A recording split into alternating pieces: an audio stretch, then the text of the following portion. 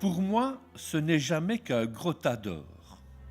Le vol de la Coupe du monde de football, mars 1966. Pour les supporters anglais, 1966 reste une année inoubliable. Pour la première et jusqu'à présent unique fois de son histoire, l'Angleterre remportait la Coupe du monde de football.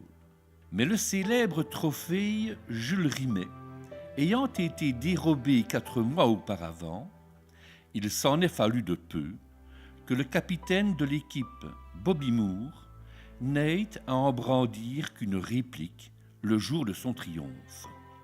Exposé à Londres, le trophée était pourtant bien gardé, mais des voleurs réussiront à se glisser entre 2 patrouilles.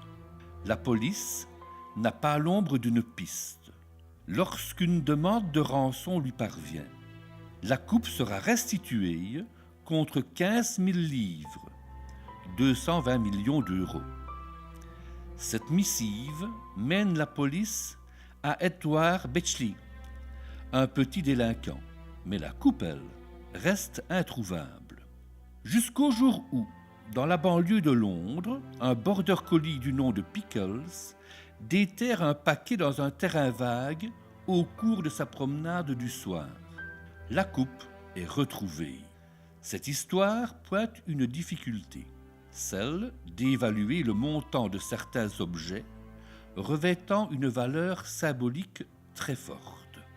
Les voleurs n'auraient pu revendre le trophée qu'en le fondant, mais alors, il n'aurait plus valu grand-chose.